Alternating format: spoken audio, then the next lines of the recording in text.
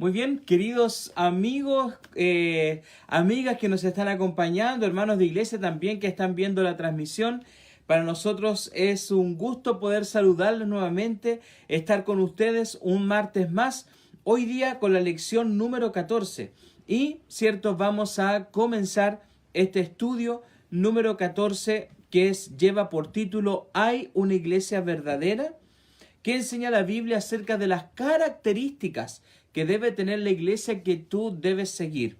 Así que vamos a orar y vamos a comenzar entonces con el estudio de esta tarde. Cariñoso Padre que estás en el cielo, queremos agradecerte por tus cuidados, Señor, por tu compañía, agradecerte por las bendiciones que tú derramas sobre cada uno de nosotros. Y de forma especial queremos pedirte, Señor, que tú puedas estar con nosotros, con nuestros amigos y nuestras amigas que están siguiendo el estudio, para que día a día vaya quedando más claro en nuestra mente y en nuestros corazones la importancia, Señor, de que podamos estudiar tu palabra y no solamente estudiarla, sino que también obedecer tus mandatos y tus estatutos que son lo mejor, Señor, para nosotros. Queremos pedir que tú estés con cada uno, lo rogamos y lo pedimos en el nombre de tu Hijo Cristo Jesús. Amén, Señor. Amén. Muy bien. Ya tienes entonces ahí tu lápiz, tienes tu cuaderno, tienes tu Biblia, ¿cierto? Yo aquí la tengo. Aquí está mi Biblia, ¿cierto? Y aquí está mi cuaderno también que me sirve para ir anotando algunas cositas. Vamos a comenzar y vamos con la primera pregunta de la lección. ¿Hay una iglesia verdadera? Vamos entonces y vamos a avanzar. Muy bien. La primera pregunta dice así: ¿quién fundó la iglesia cristiana? Interesante pregunta. Yo creo que quizás tú lo sabes por ahí. Puede haber sido aquí, puede haber sido así. Vamos a ver qué es lo que dice la Biblia. Mateo capítulo 16. Vamos a ir a Mateo capítulo 16. ¿Cierto? Yo me imagino que a estas alturas tú ya debes, pero pasearte por la iglesia, pasearte, ¿cierto?, por la Biblia. Y vamos a ir a Mateo capítulo 16.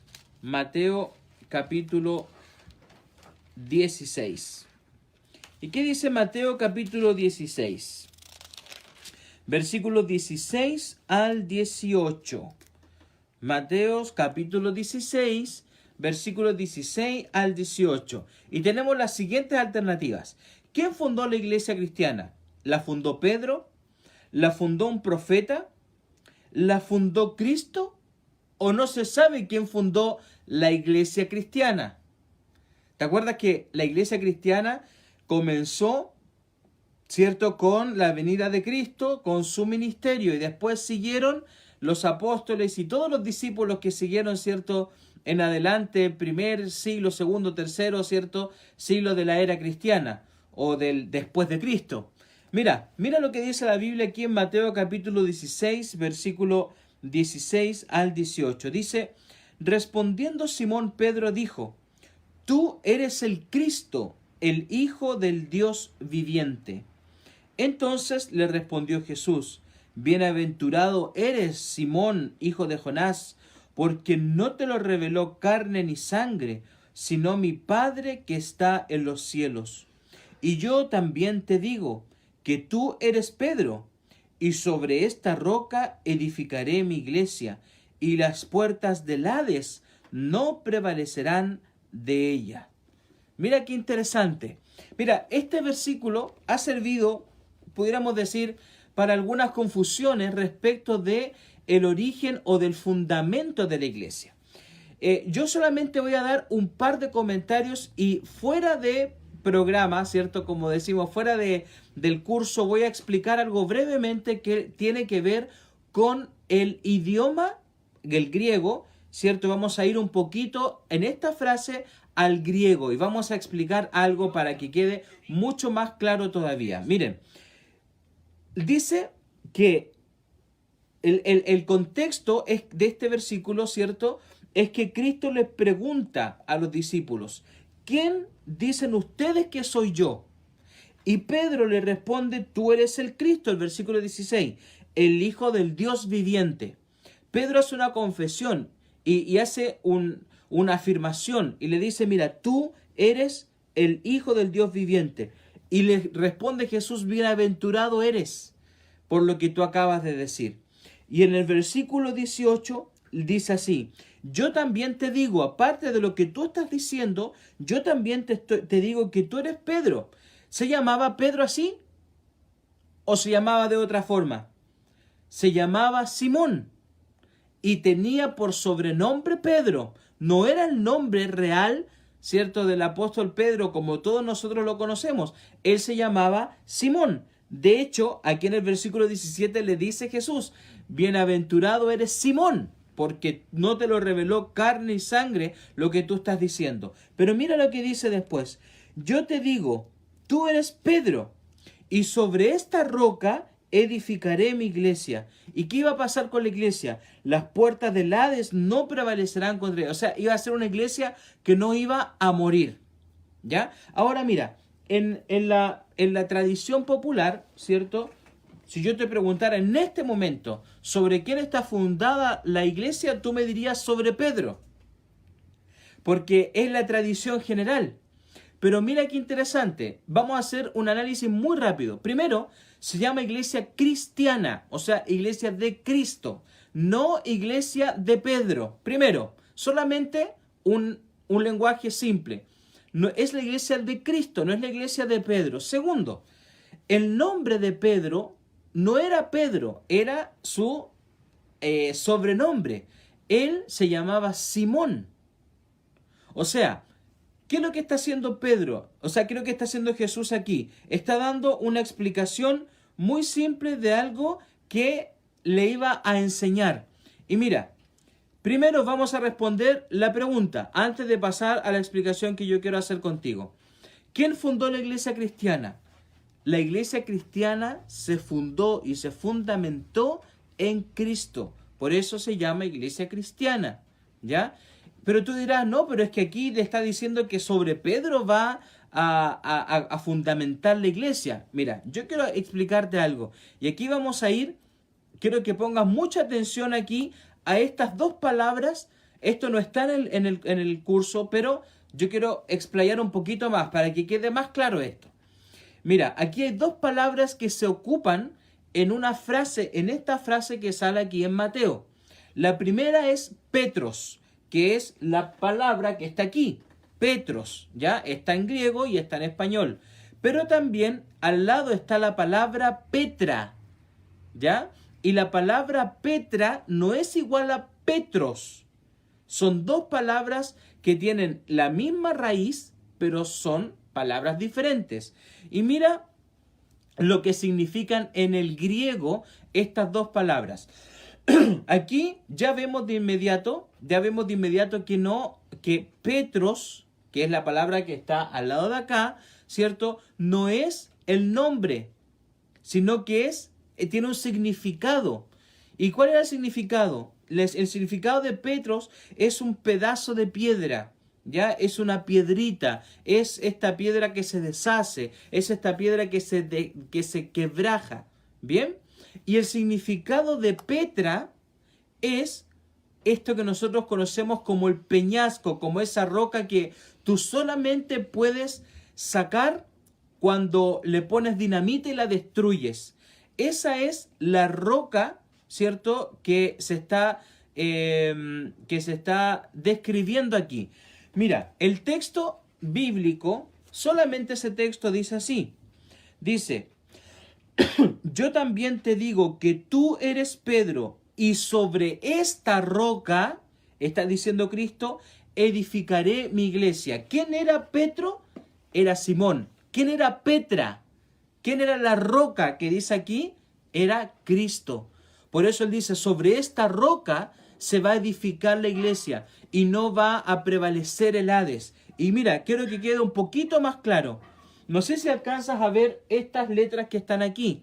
Esto está en griego y dice así: Su ei Petros kai epitautete Petra. Esto dice acá abajo.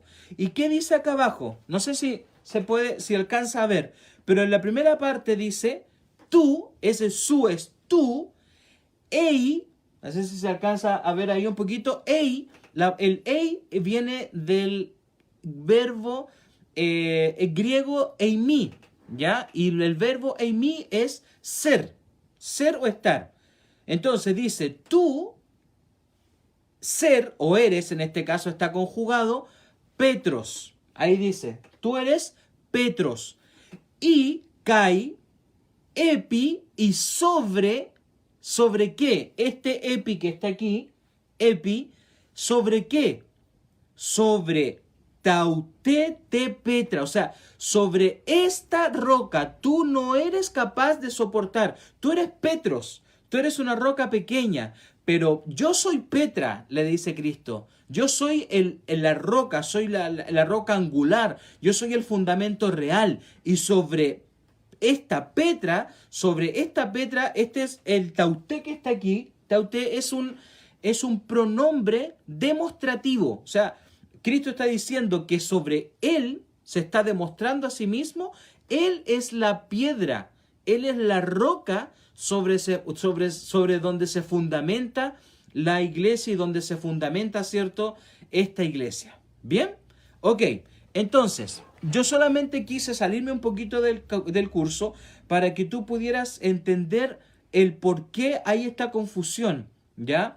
Son dos palabras muy similares, pero que significan cosas diferentes. ¿Bien? Ok, vamos entonces a seguir con la pregunta número 2. Y la pregunta número 2 dice así: ¿quién es el fundamento de la iglesia? Vamos a ir a Efesios capítulo 2, versículo 20. Y aquí tenemos las alternativas. ¿Quién es el fundamento de la iglesia? Recién, ¿cuál fue la que vimos recién? Mira, la que vimos recién era, ¿quién fundó la iglesia cristiana? Fue Cristo, la Petra, el peñasco firme y duro, ¿ya? Pero mira, ahora vamos a la siguiente pregunta que dice, ¿quién es el fundamento de la iglesia? Y vamos a ir a Efesios, en el Nuevo Testamento, Efesios capítulo 2, versículo 20. Efesios capítulo 2, versículo 20. Vamos a ir. Efesios capítulo 2. ¿Lo encontraste ya? Me imagino que sí. A mí todavía no lo... Aquí está. Efesios capítulo 2, versículo 20. ¿Quién es el fundamento de la iglesia? ¿Será Cristo? ¿Será que el fundamento de la iglesia es la ley? ¿O será que el fundamento de la iglesia es un apóstol? ¿O no sabemos?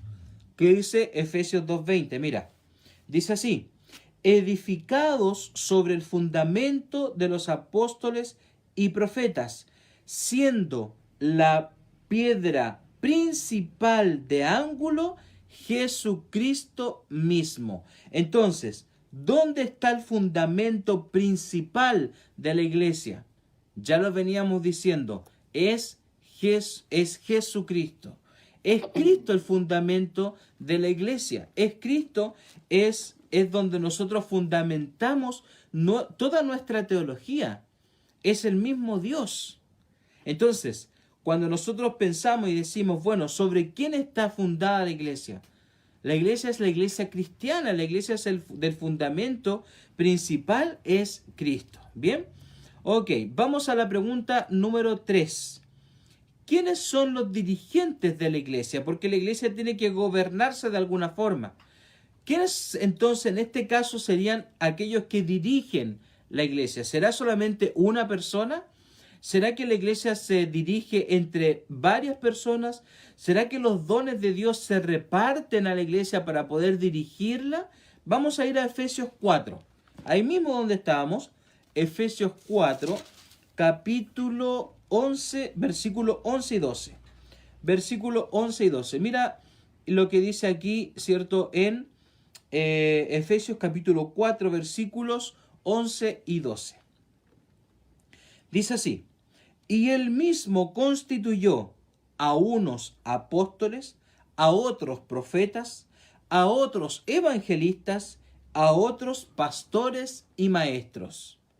¿Para qué? Dice, a fin de perfeccionar a los santos para la obra del ministerio, para la edificación del cuerpo de Cristo. Entonces, ¿quiénes son los que dirigen la iglesia? Mira, no es solamente una persona.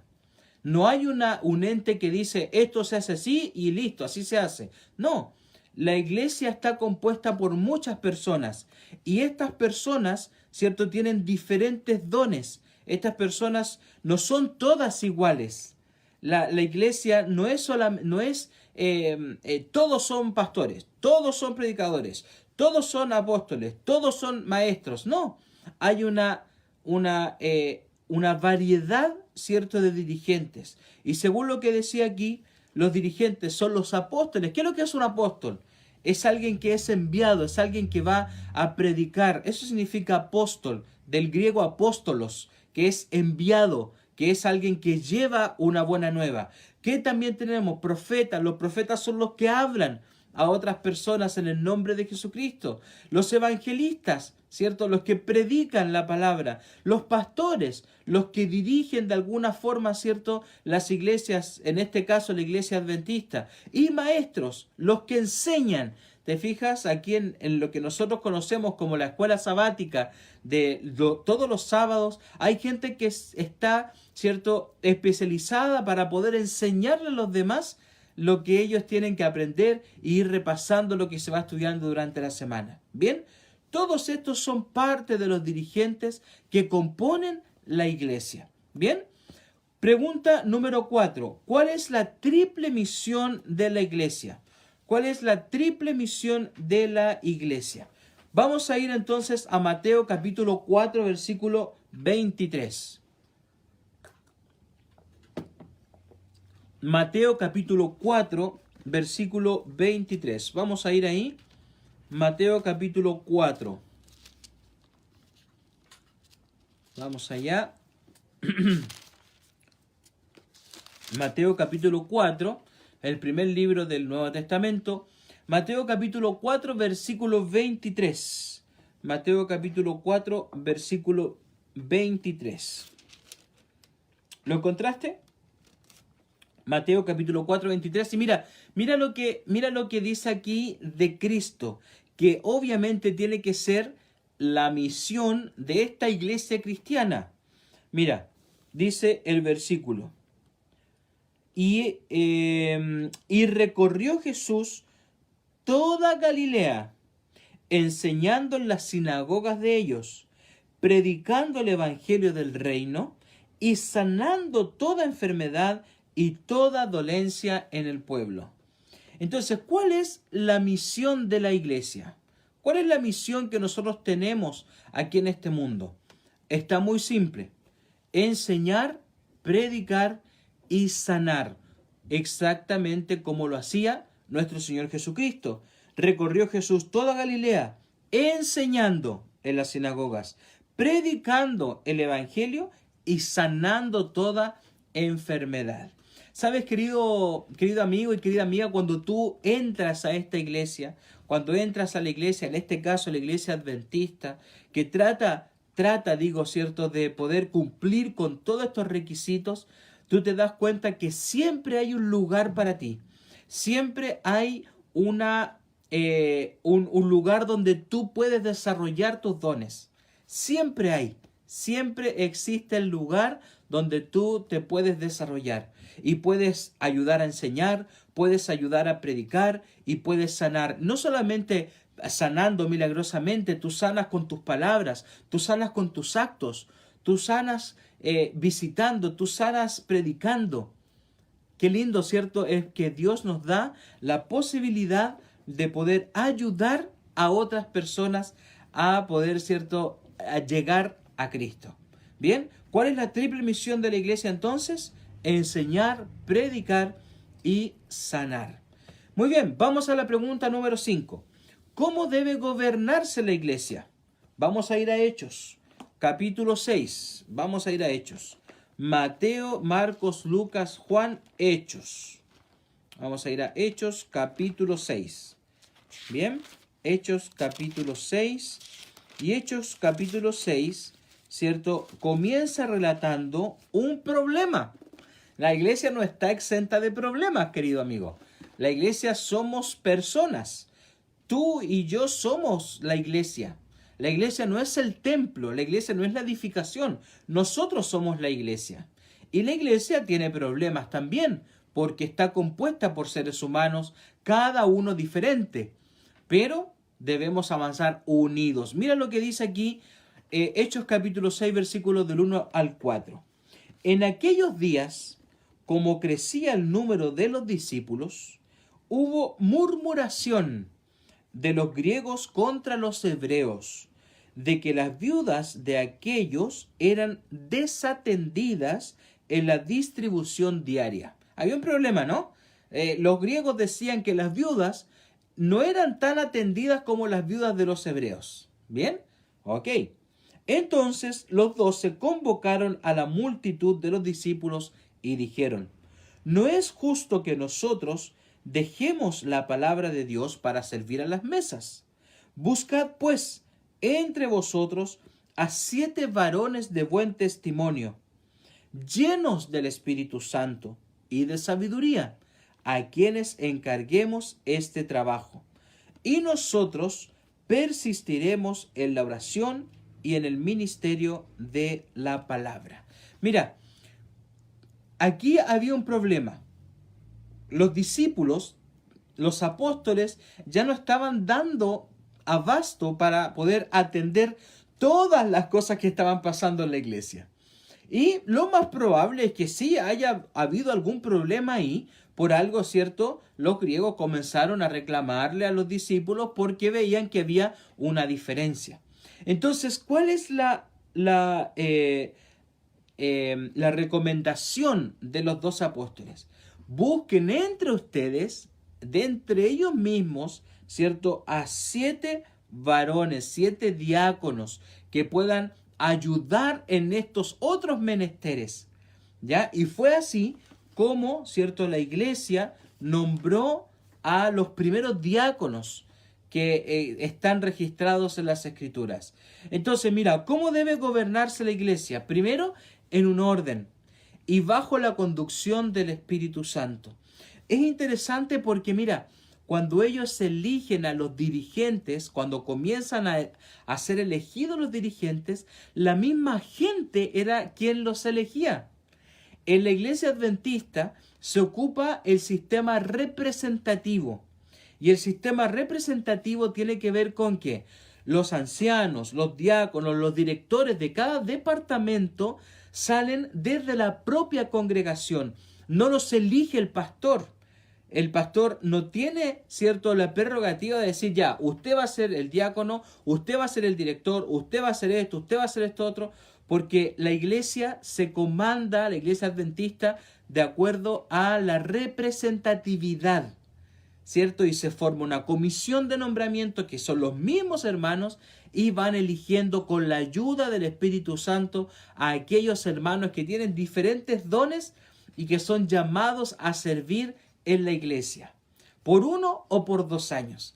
Qué bonito es, ¿cierto?, saber que la iglesia tiene la facultad, querido amigo y hermano, de poder elegir a quienes están, ¿cierto?, ayudando, a quienes están.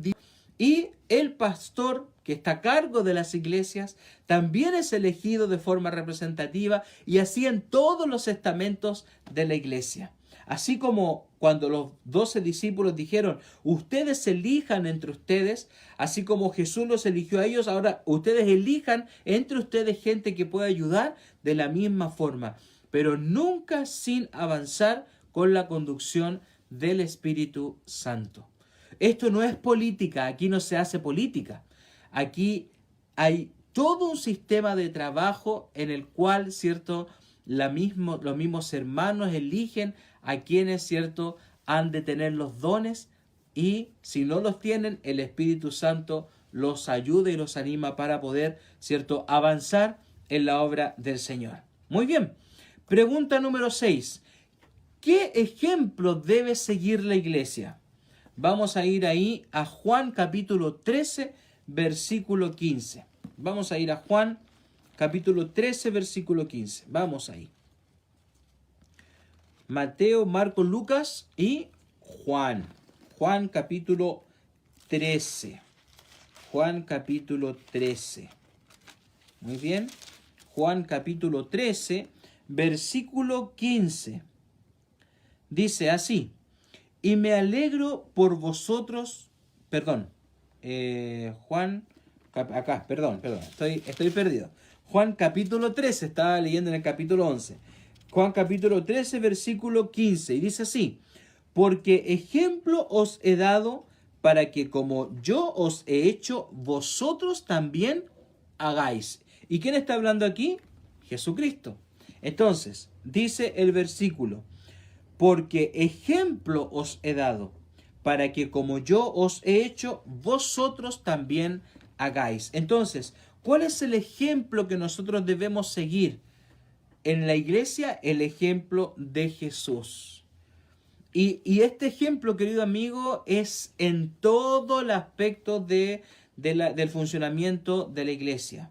Humildad, mansedumbre, temperancia, paciencia, ¿cierto? Unos con otros, el predicar como lo hacía Jesús, el sanar como lo hacía Jesús, el atender las necesidades de la gente como lo hacía Jesús. Por eso es nuestro ejemplo. Todo lo que hacía Cristo es lo que nosotros también tratamos, ¿cierto?, de replicar. Muy bien, vamos a la pregunta número 7. ¿Cuál es la norma de conducta de la iglesia? Interesante. ¿Por qué cosa se rige la iglesia? Vamos a ir a Apocalipsis 12, versículo 17. Último libro de la Biblia. Apocalipsis 12, versículo 17. ¿Lo encontraste? Último libro de la Biblia. Último libro, Apocalipsis 12. Apocalipsis 12.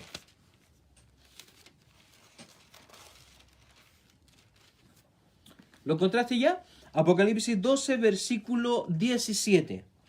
¿Cuál es la norma de conducta de la iglesia? A ver qué dice aquí.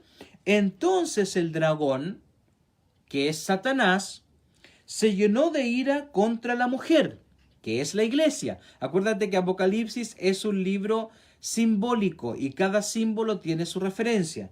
El dragón es el dragón, la serpiente antigua, el diablo, Satanás. Y la iglesia siempre es la palabra mujer simboliza siempre a la iglesia. Entonces, dice, entonces el dragón se llenó de ira contra la mujer y se fue a hacer guerra contra el resto de Jesucristo. Entonces, ¿cuál es la norma de conducta? Lo leímos recién. ¿Con quién se enoja Satanás? ¿No se enoja con el que no guarda los mandamientos? Decimos en un buen chileno, no respetan a Dios o no lo quieren adorar. No se enoja con quienes no guardan los mandamientos, el cuarto mandamiento que habla del día de reposo. No se enoja con aquellos que matan, no se enoja con aquellos que hurtan. Se enoja con aquellos que procuran guardar los mandamientos de Dios. ¿Y contra quién quiere hacer guerra? Contra ellos. Contra los que guardan los mandamientos de Dios y tienen el testimonio de Jesucristo. Y por último, la última pregunta de esta tarde dice así: ¿qué don poseerá la iglesia?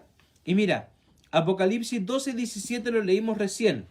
Mira, vamos, ojalá que no hayas cerrado tu Biblia. Apocalipsis, mira, 12, 17 es lo que leímos recién, mira. Dice, entonces el dragón se llenó de ira contra la mujer y fue a hacer guerra contra el resto de la descendencia de ella. ¿Quiénes eran? Los que guardan los mandamientos de Dios y tienen el testimonio de Jesucristo. ¿Será que hoy día hay alguna iglesia que se preocupa de guardar los 10 mandamientos tal cual son? Mira, si tú me preguntas a mí, yo la única iglesia que conozco en este momento que se preocupa de guardar los mandamientos tal cual son, los mandamientos bíblicos, no los mandamientos de hombre o los cambios que se han hecho, es la iglesia adventista. Pueden haber otras iglesias en el mundo, pero nuestra iglesia se ha preocupado y se ha ocupado de tratar de guardar los mandamientos de Dios, inclusive el cuarto mandamiento. Pero mira, hay algo más. ¿Qué don iba a poseer la iglesia al final del tiempo? Aquí dice que guardan los mandamientos y tienen el testimonio de Jesucristo. Pero aquí la pregunta dice, ¿qué don poseerá la iglesia? Vamos a ir al capítulo 19.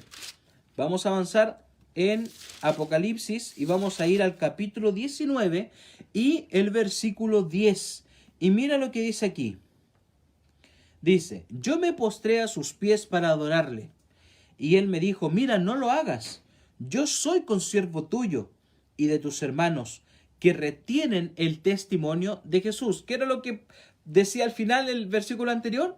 Guarda los mandamientos y tienen el testimonio de Jesús. Ahora, ¿qué es el testimonio de Jesús? Y aquí mismo lo dice. Adora a Dios porque el testimonio de Jesús es el espíritu de la profecía. ¿Qué don iba a poseer esta iglesia al final de los tiempos? El don de profecía. Nosotros hace algunos martes atrás, de alguna forma vimos cuáles eran las señales de la segunda venida de Cristo. Y vimos que Cristo viene muy pronto a buscarnos. Nosotros estamos en el final del tiempo. Ya todas estas cosas, mira, terremotos a la orden del día, desastres, guerras, pestilencias, etcétera. Lo que decía Mateo cuando dice que los padres se van a levantar contra los hijos contra los padres, una degradación total en todos los aspectos, no estamos tan lejos de eso. Entonces hay una iglesia que al final de los tiempos va a tratar de mantenerse en estos caminos, va a tratar de guardar los 10 mandamientos y va a poseer también este don especial que es el don de la profecía. Más adelante vamos a estudiar qué es este don de la profecía, ¿ok? Muy bien, entonces, sugerencias para ser parte de la iglesia verdadera. Primero, unirme a la iglesia. ¿Y cómo nos unimos a esta iglesia verdadera? ¿Cómo somos parte, somos miembros? ¿Y cómo podemos cumplir este requisito? Mira, vamos a ir a Hechos, capítulo 2, versículo 41. Hechos, capítulo 2, versículo 41. Después de los evangelios se encuentra el libro de Hechos. Hechos, capítulo 2, versículo 41. Mira, aquí está comenzando la iglesia cristiana, con los apóstoles, la iglesia apostólica, ¿cierto? Y Pedro predica. Pedro tiene una tremenda predicación a muchas personas. Y mira lo que dice el versículo 41, ¿qué pasó con esas personas? Dice, así que los que recibieron su palabra fueron bautizados y se añadieron aquel día como 3,000 personas. Imagínate, un tremendo bautismo, una tremenda fiesta espiritual. Pero ¿qué había pasado con ellos? Habían recibido la palabra de Dios, la habían atesorado en sus corazones. Querido amigo y amiga, tú has estado siguiendo este estudio durante muchas semanas. Has ido recibiendo la enseñanza bíblica, porque todo lo que hemos visto, todo lo que hemos hablado ha salido solamente de aquí, solamente de la Biblia. Y tú has recibido la información, has recibido, ¿cierto?, qué es lo que nosotros debemos hacer en cada uno de estos aspectos. Pero ¿qué es más necesario hacer? Dice, unirme a la iglesia. Estas personas, después que escucharon la predicación, a ellas no les quedó más cosa, no les quedó más remedio, amigo, que unirse a la iglesia verdadera, unirse a esa iglesia, y fueron bautizados. Y la palabra bautizo, amigo, viene de la palabra baptizo en griego, que significa sumergir, significa hundir a la persona en agua. Ese es el verdadero bautismo. Vamos a hablar un poco más adelante sobre esto. ¿Y qué más, cierto, hay que hacer? Permanecer fiel y firme. Mira, vamos a ir a Segunda de Pedro. Vamos a ir a Segunda de Pedro. Segunda de Pedro es un libro muy, muy cortito que está casi llegando al último libro, que es Apocalipsis. Segunda de Pedro, capítulo 1, versículo 10 al 12, dice así: por lo cual, hermanos, tanto más procurad hacer firme vuestra vocación y elección, porque haciendo estas cosas no caerás jamás. Porque de esta manera, dice, os será otorgada amplia y generosa entrada en el reino eterno de nuestro Señor Jesús y Salvador. Por esto, yo no dejaré de recordaros siempre estas cosas, aunque vosotros las sepáis y estéis confirmados en la verdad presente. Mira, ¿qué es lo que tenemos que hacer nosotros? Mantenernos. La primera lección de esta curso fue la Biblia y cómo nosotros podíamos utilizarla para nuestro bien. Leerla todos los días, confiar en las promesas del Señor, seguir adelante con lo que el Señor, cierto, nos pide. Nosotros hemos sido muy claros en este estudio. Hemos dado todas las herramientas necesarias para que tú puedas entender que es importante llegar a los pies del Salvador. Hemos dado el fundamento teológico, hemos dado el fundamento bíblico.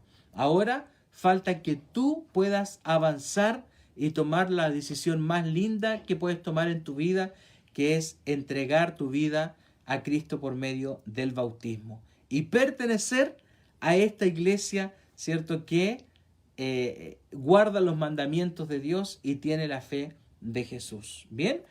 Y el compromiso de fe ya lo tenemos aquí. Después de haber leído y entendido, mi decisión personal es: creo que Jesús fundó la iglesia, la mantiene, hermanos, y está dispuesto a ayudarte a ti y a mí. Deseo unirme a ella y ser fiel hasta el fin. Querido amigo, ¿tú deseas esto en tu corazón? Yo espero que sí, porque no hay cosa más linda en la vida que unirse a la iglesia de Dios. Unirse a esta iglesia, que es una iglesia imperfecta. La iglesia adventista no es una iglesia perfecta. No las sabemos todas, como se dice. Tenemos muchos errores, cometemos de repente entre los hermanos también, cosas así. Es verdad. Pero procuramos mantenerlos lo más firme a las Escrituras y siguiendo las recomendaciones divinas. Yo espero que en tu corazón decidas unirte a esta iglesia. Vamos a orar para pedir la bendición y pedir también por este compromiso de fe que tú has hecho en tu corazón.